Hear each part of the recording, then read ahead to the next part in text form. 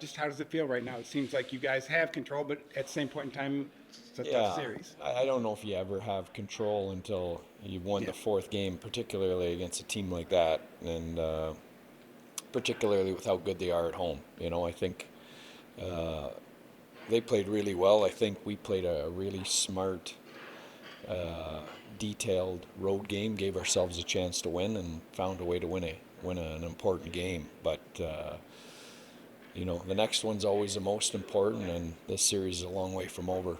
The word last year when we played Seattle was the way they beat Colorado was 4 lines and depth.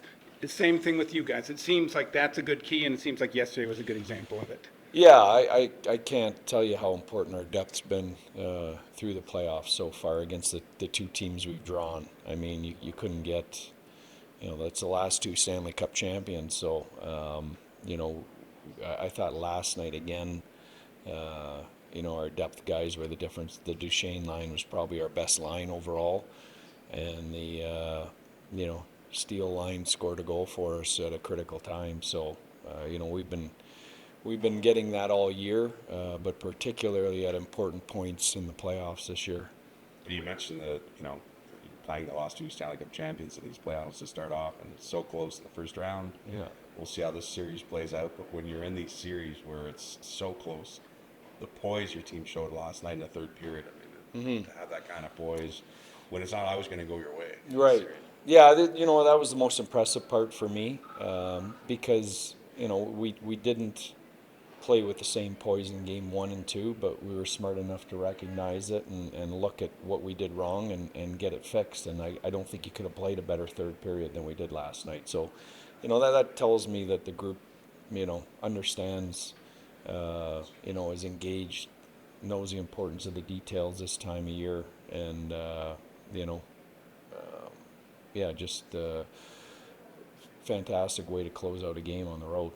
The way they performed last night in that third and the way you sound about it, is that the sort of game where even last night you maybe delay going to bed to look at film because you liked what you saw that much, or is it one of those, Yeah. no, I will get rest like a normal human?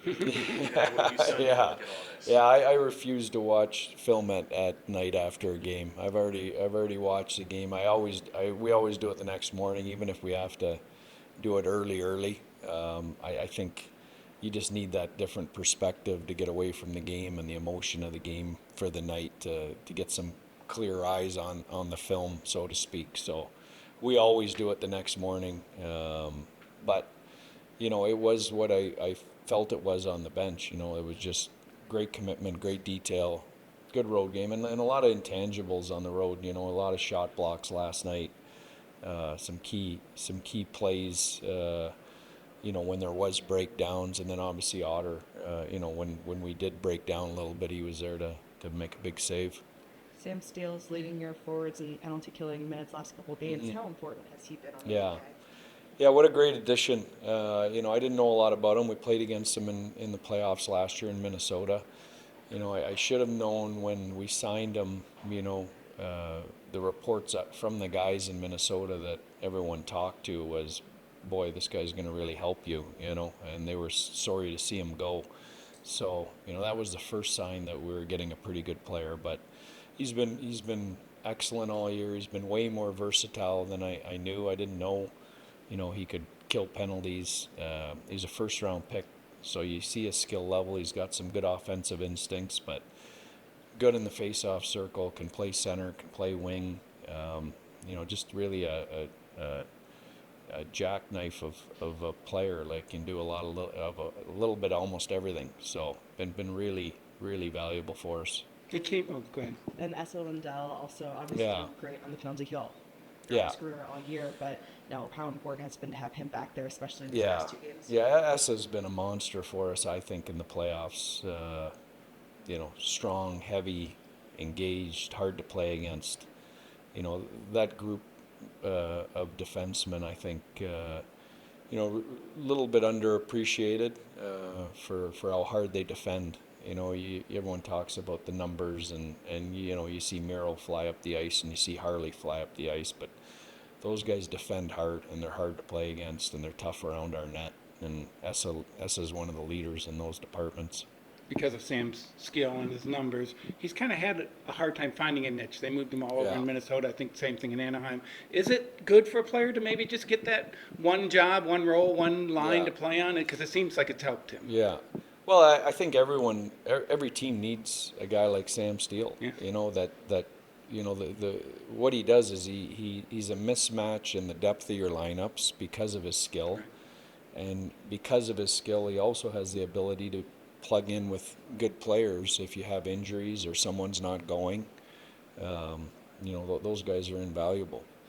Could I ask you about Ryan Suter? You know, how delicate it is to deal with a guy that was one of the best for a long time. He's 39 now, and obviously he still has an important role in his team, but different than what he's been used to. Yeah, critical role for us, but a totally different role than he's played his entire career. And we've gotten there in my tenure, a little bit at a time. I think last year, he played power play. He played basically in the playoffs with Miro as a top pairing defenseman. And this year, and you know what,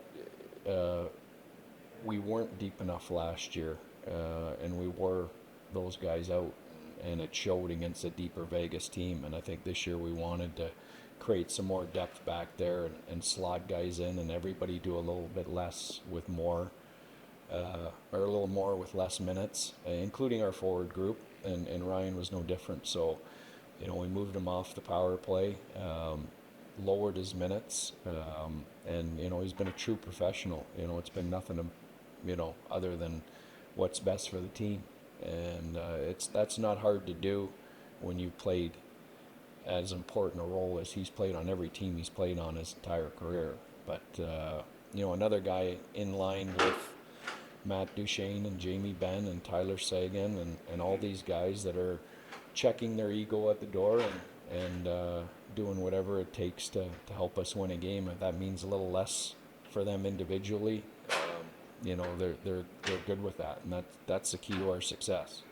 Tyler has played with a lot of arrogance in his career, but the injuries have kind of humbled him. But Yeah. it just seems like he's found that right balance, because he does have the arrogance, which you need, I think, as a top player. Yeah. And he shows it at times right now, but he also has the hard work that I think the humbling has put in there. Well, he's at a different point in his career than he has been, and I think the injuries, have given him,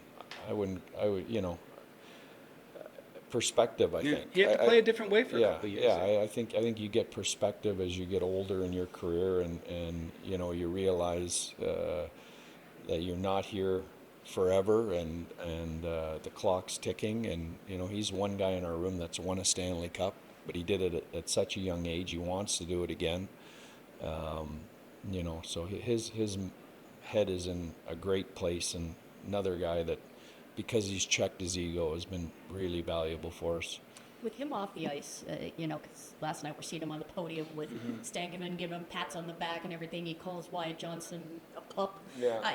How much is he, I don't want to say he's hockey dad, but is he kind of a hockey big brother for some of these guys? One thing I didn't realize about Segi was his leadership ability. He's guys in the room gravitate towards him. He's got a big personality.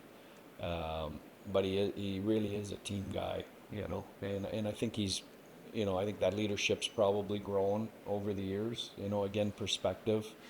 He's married now, and he's gone through some major injuries where I'm sure his career flashed before his eyes. On whether he was going to play again and what that was going to look like. So, it's great to see growth like that from players, because that's what winning dressing rooms have. How much can you, sorry, I'm going to keep this going.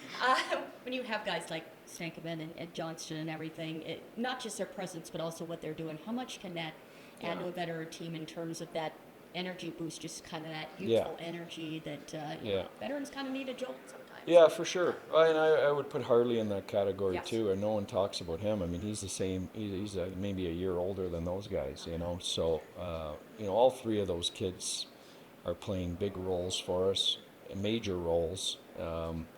and they do have energy, and they don't look as fatigued, on back-to-back nights or as the series gets going. You need those young legs, if you're going to go anywhere and go through the gauntlet and the grind of what we're going through right now. So those guys bring a youthful enthusiasm every day that I think is contagious to our group.